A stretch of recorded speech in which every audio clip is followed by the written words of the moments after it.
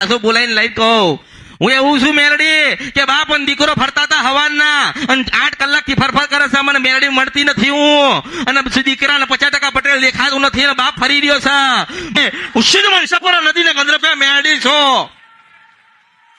ભાવ જોઈએ, ભાવ નથી ત્યાં કશું જ નથી. ભક્તિ નથી ત્યાં કશું જ નથી. તમે પહેલી વખત આવો કે આખી જિંદગી આવવાના હોય. મારે હાલવાનું છું એટલું જ હાલીશ, મારે કહેવાનું છે ત્યારે જ કહીશ, મારે હાલવાનું છે હું એટલું જ હાલીશ. તમે કાબિલ છો એવા છો. માતાજી ધંધો હાલો, શું કરોડપતિ બનાવું? જયારે ધંધો હતો ત્યાર તો આવ્યો નહીં, હવે ધંધો નથી એટલે મેલડી પાસે આવ્યો છે. માતાજી હું તો બરબાદ થઈ ગયો, સુખી તો હતો ને કોક દાડો, તારા મરદની મેલડી દર્શન કરવા ના આવ્યો? તો કે ના, મેં તો કે હમણાં જ સાંભળ્યું માતાજીનું, હમણાં જ સાંભળ્યું, સારું હમણાં આપ્યું. તો કે હમણાં સાંભળ્યું 2-3 રવિવારથી આવીએ છે, પણ કે સારું હજુ હરખાઈ આવતી નહીં. એના માટે નાનું બનવું પડે, ભક્તિ કરવી પડે, પૈસા હોય ને હાચવીને રાખવા પડે, કોઈ ગરીબને ખવડાવવું પડે, ત્યારે ભગવાનને કુદરત રાજી થાય ને. આ તો આયા હોય ને તમે ખોટા માર્ગે વાપર્યા હોય ને પછી ભિખારી થઈ જાવ ને પછી મેલડી પાસે આવો છો.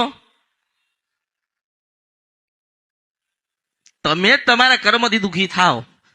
શેનાથી? કર્મથી દુઃખી થાવ. કર્મ એટલે કોને કહેવાય? તમે તમારી માનો દીવો કરતા હોય ને તમે ખોટું બોલતા હોય, ખોટું કરતા હોય ને તમારી માને ના ગમતું હોય એવા માર્ગ જતા હોય એટલે કર્મ બંધનમાં તો બંધાયા ને. પછી કશું ના થાય. તમે કોકના કરોડ રૂપિયા લઈ લો છો અને 10 લાખનું તમે દાન કરો છો, તો શું 10 લાખના દાન તમે કર્યું તેના આશીર્વાદથી તમારે 1 કરોડ વાળાનું બધું પૂરું થઈ જશે? ના. 1 કરોડ વાળાની જેની આંતરડી દુભાઈ હોય એને 1 કરોડ પાછા ના મળે ત્યાં સુધી તમે દુઃખી થાવ ને. 1 કરોડ આપી દો ને 10 લાખનું જે દાન કર્યું હોય એના પછી તમને 1 કરોડ પાછા મળે. મેળવીશું. ઓળખો. અહીંયા આવે એટલે કે માતાજી તકલીફ છે, તાવ છે, બીમારી છે, જીવનની અંદર ચારે બાજુ ફરીને આયા, બધું કરીને આયા, માતાજી કઈ ખરખાઈ આવતી નથી. તો તમે વિચાર કરો કે તમે બધે ફરી લીધું ને, તો તમારા જીવનમાં એવી શું તકલીફો છે જેનાથી તમે બહાર નથી નીકળતા? એનું કારણ છે કે તમારી કુળદેવી રિહાઈને બેઠી છે. હું મેળવીશું.